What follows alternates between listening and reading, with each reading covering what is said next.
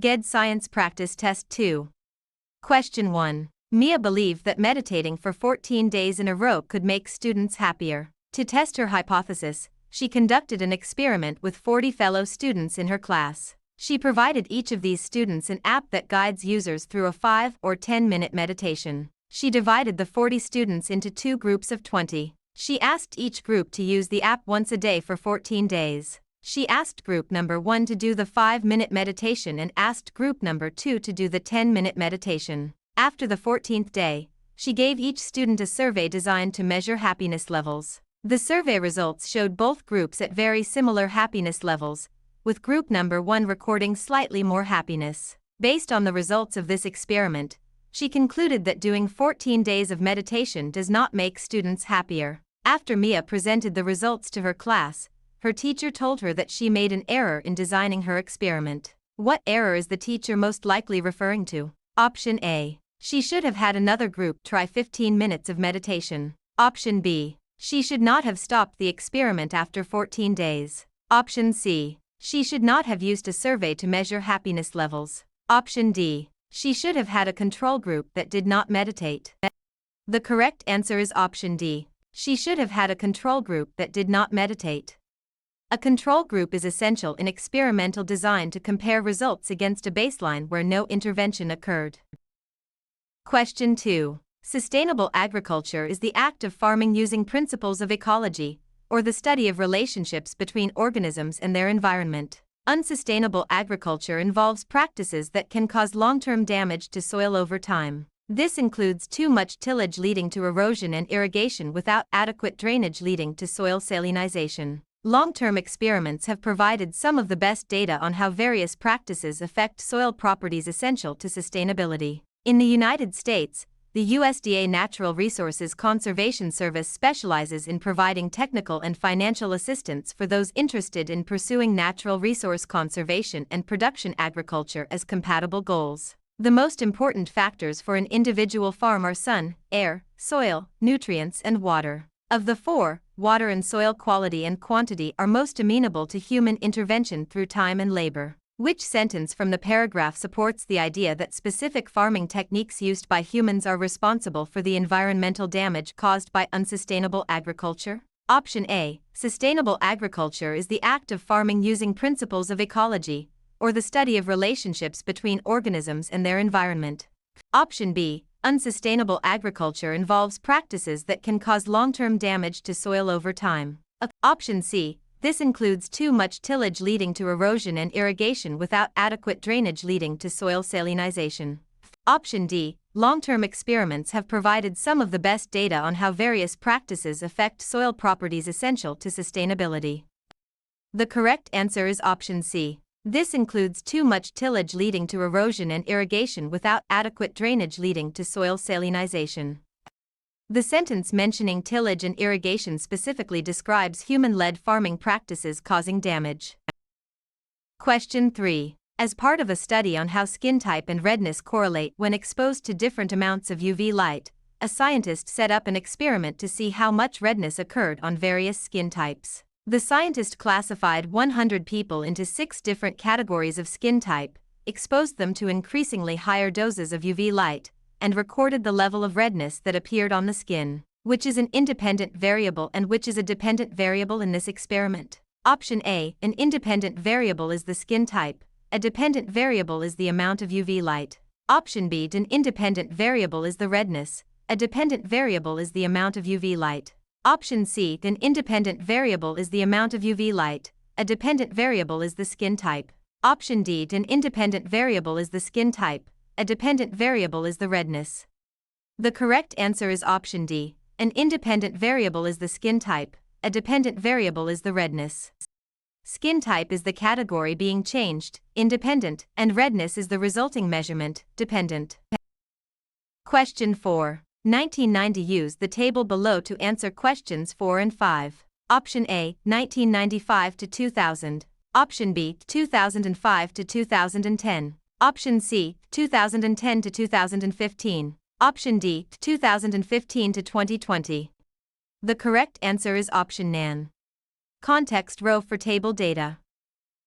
Question 5. 1990 U.S. energy mix and CO2 emissions, 1990 to 2025. Option A. Renewable energy produces more CO2 than fossil fuels. Option B. The increase in renewable energy use was too small to offset the overall growth in total energy consumption. Option C. The use of biofuels increased deforestation, raising CO2 levels. Option D. CO2 emissions rose because wind and solar rely on backup fossil fuel generators. The correct answer is option B. The increase in renewable energy use was too small to offset the overall growth in total energy consumption. Overall energy consumption can increase faster than renewable capacity, leading to higher total emissions despite green growth. Question 6. A cladogram is a diagram that organizes species into groups based on their similarities. It also shows evolutionary relationships among the groups. Option A. Watermelons are segmented. Option B. Lemons evolved from oranges. Option C. Tomatoes and oranges share a common ancestor. Option D. Watermelons and oranges are more closely related than tomatoes and watermelons. The correct answer is option C. Tomatoes and oranges share a common ancestor. Cladograms show common ancestry. Tomatoes and oranges branch from a common point. Question 7. Cold brew coffee is one of the fastest growing trends in coffee houses across the USA. It is typically made by mixing fresh ground coffee with cold water and letting it brew for 12 to 24 hours. One coffee house came up with the idea of injecting nitrous gas into the cold brew coffee, thinking that it might improve the taste. As they tried out this new idea, they found out that the pressure of the nitrous gas had a dramatic effect on the flavor of the coffee. At that point, they decided to run an experiment with 3 batches of coffee in an effort to find the amount of pressure that produces the best flavor. The following chart shows the procedure that they followed. What was the error in the design of their experiment? Option A. The coffee house should have used more than 12 ounces of coffee. Option B. The coffee house should have used a set amount of time for brewing. Option C. The coffee house should have brewed at least 4 batches. Option D. The coffee house should have tried several different types of gases. The correct answer is option B. The coffee house should have used a set amount of time for brewing. The experiment changed 2 variables, time and pressure, at once, making it impossible to know which caused the flavor change. Question 8. 2 objects on Earth are dropped from the top of a building that is 70 meters high. Object A has a mass of 12 g and Object B has a mass of 6 kilograms. Assuming there is no air resistance, which object will hit the ground first? Option A. Object A. Option B. Object B. Option C. Both objects will hit the ground at the same time. Option D. There is not enough information to determine which object will hit the ground first. The correct answer is option C. Both objects will hit the ground at the same time. All objects fall at the same rate in a vacuum or near vacuum, negligible air resistance, regardless of mass. Question 9. A lake contains many fish that local bears depend on as their major source of food. What would be the consequence of an algal bloom killing off a large portion of the fish population? Option A. The number of bears in the area would increase. Option B. The number of bears in the area would decrease. Option C. The number of bears in the area would be unaffected. Option D. The bears would go into hibernation. The correct answer is option B. The number of bears in the area would decrease. Bears rely on fish. If the fish population dies, the food source for bears decreases, leading to a population decline. Question 10. Researchers have created a formula for predicting the impact of population growth on the environment, whereas environmental impact is population, is energy demand, and is development of new technology. Based on this equation, in order to sustain population growth but maintain the same level of environmental impact, what factor must change at a rate equal to the rate of population growth? Option A. An increase in technology. Option B. The decrease in technology. Option C. An increase in energy demand. Option D. None of the above. The correct answer is option A. An increase in technology. In the formula E equals P*N/T, if P, population, increases, T, technology, must increase proportionally to keep E constant. Question 11. 2 mice mate and produce offspring. Both of the mice have the genotype, GG, which is the phenotype for gray for color. Use a Punnett square to calculate the probability that these 2 mice will produce an offspring with white fur, GG. Option A, 25%. Option B, 50%. Option C, 75%. Option D, 0%. The correct answer is option A, 25%. GGXGG results in 25% GG, recessive phenotype. Question 12. Homeostasis is the tendency to resist change in order to maintain a stable, relatively constant internal environment. Homeostasis typically involves negative feedback loops that counteract changes of various properties from their target values, known as set points. Which of the following describes the feedback method used by a healthy human to regulate body temperature first in warm surroundings and then in cold surroundings? Option A. When body temperature is too cold, the body starts sweating in order to cool down. When body temperature is too hot, the body starts shivering in order to warm up. Option B. When body temperature becomes too high, the body starts shivering in order to warm up. When body temperature becomes too low, the body starts sweating in order to cool down. Option C. When body temperature is too cold, the body starts sweating in order to warm up. When body temperature is too hot, the body starts shivering in order to cool down. Option D. When body temperature becomes too high, the body starts to sweat in order to cool. When the body temperature becomes too low, the body starts shivering in order to warm up. The correct answer is option D. When body temperature becomes too high, the body starts to sweat in order to cool. When the body temperature becomes too low, the body starts shivering in order to warm up. Homeostasis uses sweating to cool the body and shivering to generate heat.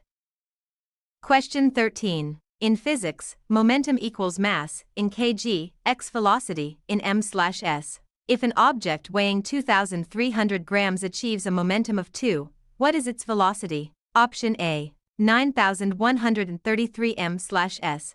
Option B, 8,696 m/s. Option C, 8,272 m/s. Option D, 8,764 m/s.